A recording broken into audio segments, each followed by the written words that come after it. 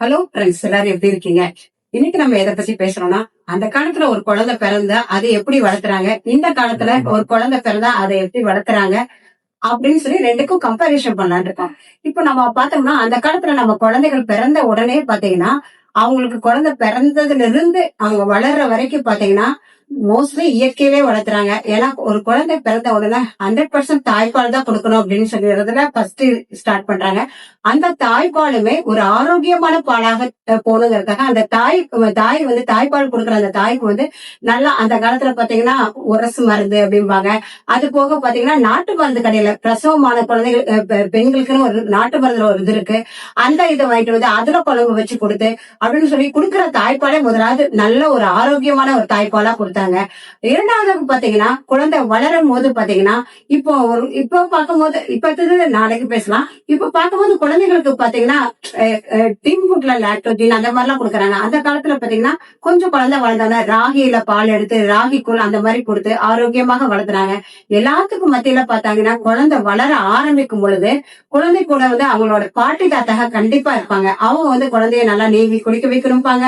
அது மட்டும் இல்ல, குழந்தைகள் தூங்கும் போது நல்ல ஒரு அந்த காலத்துல பாடல்களை நல்ல நல்ல பாடல்கள் பாட வைத்து தூங்க வச்சு, அது மட்டும் இன்றி கொஞ்சம் வளர்ந்தாலும் அந்த குழந்தைகளுக்கு வந்து பாட்டி தாத்தாக்கள் சொன்ன கதைகள் எல்லாம் பார்க்கும்போது எல்லாமே நீதி போதனை கதைகளா தான் சொல்லுவாங்க. ஒரு கதை சொல்லி அதோட கடைசியில முடியும் போது இப்படி பண்ணும் போது இது நடக்கும், இப்படி பண்ணாமதான் இது நல்லதா இருக்கும்னு சொல்லிட்டு எல்லா கதைகளும் ஒரு நீதி போதனை கதைகள் தாய் பாட்டி தாத்தாமர்கள் சொல்லி அப்படி அழகாக ஒரு குடும்ப சூழல அந்த குழந்தைகளை வளர்த்தி எல்லாம் பண்ணாங்க. அதுக்கப்புறம் பாத்தீங்கன்னா குழந்தைகள் வளர்ந்து ஒரு ஸ்கூலுக்கு போகிற ஸ்டேஜ் வரும்போது கண்டிப்பாக அந்த குழந்தை 5 வயசு இல்லாம எந்த ஒரு 5 வயசு சில நேரத்துல வந்து நம்ம காதுல கை வச்சு அந்த ஸ்டேஜ் வரும்போது தான் சேர்த்துவாங்க. அது ஒரு நேரத்துல 5 வயசுலயும் கை வச்சா இதாகும், ஒரு சில நேரத்துல 6 வயசு கூட ஆகும். அப்படி நல்லா வளர்ற வரைக்கும் வீட்லயே அந்த குழந்தைகளை வளர்த்தி வீட்டுல இருக்கிற எல்லா உறவுகளோட இது மகிமைகளை தெரிஞ்சு அந்த குழந்தைங்க வளர்ந்து அதுக்கப்புறம் ஸ்கூலுக்கு போகும்போது அப்பவும் பாத்தீங்கன்னா ஸ்கூல்ல பாத்தீங்கன்னா மோஸ்ட்லி எல்லாம் அந்த நேரத்துல கவர்மெண்ட் ஸ்கூல் மட்டும்தான் நிறைய இருக்கும். எங்கேயாவது ரேர் தான் பிரைவேட் ஸ்கூல். சோ அந்த கவர்மெண்ட் ஸ்கூல்ல அந்த குழந்தைகளை போய் சேர்த்து விட்டு அங்க பாத்தீங்கன்னா ஸ்கூல்ல அந்த பிள்ளைகளுக்கு முக்கியமாக பார்க்கும்போது ஸ்கூல்லயே வந்து அவங்களுக்கு நல்ல ஒரு சத்துணவு, இல்ல ஸ்கூல்லயே யூனிஃபார்ம், ஸ்கூல்லயே புக்கு அதோட வாங்குறதுக்கும் அந்த பிள்ளைங்க வெக்கமும் படம் கிடையாது, ஒண்ணும் கிடையாது. அழகாக அந்த பள்ளியில படிச்சு முடிச்சு வெளியே வரும்போது நல்லா சொல்ல போனா நல்லா அறிவுள்ள பிள்ளைகளா தான் விளையாடுச்சு. ஏன்னா படிப்புகளுக்கு எவ்வளவு முக்கியத்துவம் கொடுத்தாங்களோ அதே மாதிரி விளையாட்டுகளுக்கும் நிறைய முக்கியத்துவம் கொடுத்தாங்க. ஏன்னா ஒரு ஒரு பீரியட் தான் அந்த ஸ்டேஜ்ல நமக்குலாம் வந்து ஒரு பீரியட் வந்து விளையாட்டு பீரியட்னு இருக்கும். அதுல பாத்தீங்கன்னா அடிச்சு புடிச்சு நல்லா ஒரு வெயில்ல விளையாடும் போது நிறைய நல்ல மினரல்ஸ் நிறைய வைட்டமின்ஸ் எல்லாம் கிடைக்குதுங்கிறாங்க. அது மட்டும் இன்றி ஸ்கூலுக்கு போகும்போதும் ஸ்கூலுக்கு வரும்போதும் மோஸ்ட்லி எல்லாரும் நடந்துதான் போனாங்க. ஸ்கூல் எவ்வளவு தூரம் இருந்தாலும் நடந்துதான் போனாங்க, நடந்துதான் வீட்டுக்கு வந்தாங்க. அந்த நடல் பயணம் வந்து அவங்களுக்கு ஒரு என்ன சொல்றது கஷ்டத்தையே தெரியல. ஏன்னா ஃப்ரெண்ட்ஸுங்க எல்லாம் சேர்ந்து பேசி சிரிச்சுட்டு போற வழியில எல்லாம் பாத்தீங்கன்னா அந்த காலத்துல எல்லா வீட்டு வாசலையும் ஒரு கொய்யா மரமோ ஒரு மாங்காய் மரமோ இல்ல கொடுக்கா புளி அந்த மாதிரி நிறைய மரங்கள் இருக்கு. எல்லாம் பொறிச்சு தின்னுட்டு விளையாண்டு அப்படி வீட்டுக்கு வரும்போது அந்த நடக்கிறது வந்து அவங்களுக்கு ஒரு டயர்னஸே கொடுக்கல. வந்து வீட்டுக்கு வந்தாலும் கொஞ்ச நேரம் தான் அந்த பிள்ளைங்க வீட்டுல சாப்பிடுறதோ எதுனா கொஞ்ச நேரம் தான். உடனே சாயங்காலம் ஆனா எல்லாரும் தெருவுக்கு வந்து தெருவில் இருக்கிற அனைத்து குழந்தை அந்த ஒரு தெருனா அந்த தெருவில் ஒரு 50 வீடு இருந்தா 50 வீட்டு குழந்தைகளும் ரோட்டுக்கு வந்து அந்த ரோட்ல வந்து சாயங்காலம் பாத்தீங்கன்னா அந்த வெளிச்சத்துல ஏன்னா ஒரு ஸ்ட்ரீட் லைட் சின்னதா டல்லாதான் இருக்கும். ஆனா கூட அதுல பாத்தீங்கன்னா எத்தனை விளையாட்டு ஓடி பிடிச்சி விளையாடுறது என்ன இல்ல நிறைய விளையாட்டுகள் எல்லாம் சொல்லப்போன உள்ளே வெளியே அப்புறம் ரிங்கா ரோசஸ் அப்படி எத்தனையோ ஒரு என்ன கலரு எந்த கலர் சொல்லுங்க அப்படிங்கிற மாதிரி நிறைய விளையாட்டுகள் அவங்களுக்கு வந்து ஒரு சலிக்கவோ இல்ல டயர்னஸோ அந்த காலத்து பிள்ளைகளுக்கு ஆகவே கிடையாது. பயங்கரமா விளையாண்டு வேர்த்து விரிவித்து அது நல்ல ஒரு எக்ஸசைஸ் மாதிரி விளையாண்டு அவங்க வீட்டுக்குள்ள வந்தாங்கன்னா ஒரு 7 மணி 7:30 போது வீட்டுக்குள்ள வந்தாலும் கூட வந்த உடனே அவங்க கொஞ்ச நேரம் தான் அந்த படிப்புக்கு இம்பார்ட்டன் வந்து கொஞ்ச நேரம் தான் கொடுத்தாங்க. ஏன்னா கொஞ்சம் ஹோம்ஒர்க் எல்லாம் பண்ணுவாங்களா இருக்கலாம் பண்ணிட்டு ஆனா பாத்தீங்கன்னா சீக்கிரமாக தூங்க சென்றார்கள்.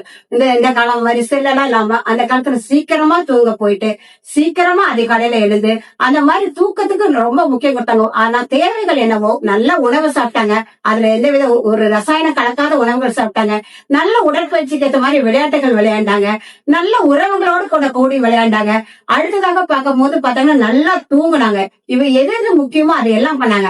அது வாரத்துல ஒரு நாள் லீவுங்கும் போது சண்டே அந்த மாதிரி லீவ் வரும்போது பாத்தீங்கன்னா எல்லாரும் சேர்ந்து ஒரு ஆத்துல போய் குளிச்சுட்டோம்.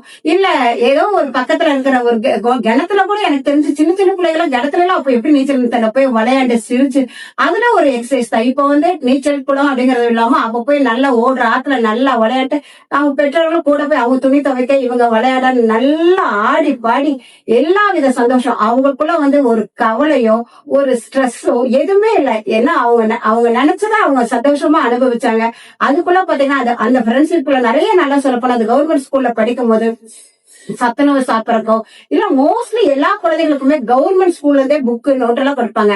நல்லா சொல்ல போனா போன வருஷம் என்ன படிச்சாங்களோ அந்த அவங்க கிட்ட இருந்து நம்ம புக்கு நோட்டு வாங்கிட்டு அதை ஒரு நியூஸ் பேப்பர்ல அட்டை போட்டுட்டு அதை சும்மா ஒரு சாதாரண ஒரு பேக்ல தூக்கி சுமந்துட்டு எந்த யாருக்குள்ளயும் ஒரு பாகுபாடும் இல்ல.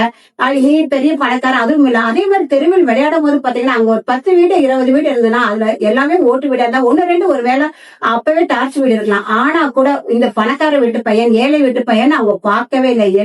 பிள்ளைகள் தெருவுல இறங்கிட்டா எல்லாரும் ஒரே இதுதான். அந்த சூழ்நிலை அவங்களுக்குள்ள அந்த ஒரு பாகுபாடு பணக்காரங்க ஏழை எதுவுமே இல்ல. குழந்தைங்க சந்தோஷம் இது மட்டும் தான் இருந்தாங்க. அப்படி இருக்கும் போது இப்ப ஃபியூச்சர்ல இப்ப நம்ம பார்க்கும்போது எக்ஸசைஸ்க்கு டைம் ஒதுக்காம அப்ப எல்லா வித எக்ஸசைஸும் ஆனா வீட்லயே பண்ணாங்க. அதே மாதிரி வீட்லயுமே பாத்தீங்கன்னா தண்ணி எடுக்கிறது கூட சொல்ல போனா ரோட்ல தூரத்துலதான் பைப் இருக்கும். அப்ப போய் அவங்க அந்த தண்ணி வந்துட்டு அந்த சின்ன சின்ன வீட்டுக்கு ஒரு உதவியாக அந்த பிள்ளைகள் வளர்ந்த போது ஆரோக்கியமான குழந்தைங்க விளையாண்டாங்க. எல்லாத்துக்கும் விட முக்கியமாக அந்த காலத்து பிள்ளைகள் மாதா பிதா குரு தெய்வங்கிறத ரொம்ப மதிச்சாங்க. உண்மையாலும் டீச்சர்ஸ் அப்படின்னா அது ரொம்ப வேல்யூ பண்ணாங்க. ஏன்னா உண்மையாலுமே ஒரு டீச்சர் கூப்பிட்டு ஏண்டா நீ நல்லா இருக்க அப்படின்னு கேட்டா அது ஒரு பெரிய ஒரு ப்ரௌட். ஐயோ டீச்சர் எங்கிட்ட பேசிட்டாங்கிற மாதிரி டீச்சர்ஸ் போது அதை ஒரு எட்ட முடியாதவங்கள அவங்களுக்கு அவ்வளவு ஒரு மரியாதை கொடுத்து அப்படி வச்சாங்க. அதே மாதிரி பெற்றவர்களுக்கு மதிச்சாங்க. அதே மாதிரி பாட்டி தாத்தா அப்படிங்கும் போது அவங்கனால அவங்களுக்கு ஒரு நிறைய ஒரு என்ன சொல்றது வேல்யூவான ஸ்டோரிஸ் அவங்களுக்கு பாட்டி தாத்தா மூலமா கிடைச்சாலும் அந்த பாட்டி தாத்தா கூட இருக்கிறது அவங்களுக்கு மிகுந்த ஒரு பாதுகாப்பை கொடுத்துச்சு. அப்படி அந்த மாதிரி சூழ்நிலை வளர்ந்த பிள்ளைங்க ஒரு ஆரோக்கியமாவும் வளர்ந்தாங்க. அது மட்டும் இன்றி அந்த பிள்ளைங்க எந்த வித சந்தோஷத்தையும் அவங்க இழக்கவே இல்லை. எல்லா நேரத்திலும் எல்லா சந்தோஷம். ஆனா விலையின்றி விலை மதிப்பற்ற சந்தோஷத்தை ஆனா விலையை கொடுக்காம ஆனா ஈஸியா பெற்றுக்கொண்டு ரொம்ப லைஃப ஜாலியா என்ஜாய் பண்ணி விளையாண்டாங்க வாழ்ந்தாங்க. அது அந்த காலத்து பிள்ளைங்க. இந்த காலத்துல என்ன நடக்குதுங்கிறத நம்ம இன்னைக்கே பார்க்க வேண்டாம், நாளைக்கு பார்க்கலாமா? நன்றி சார். நன்றி ஃப்ரெண்ட்ஸ்.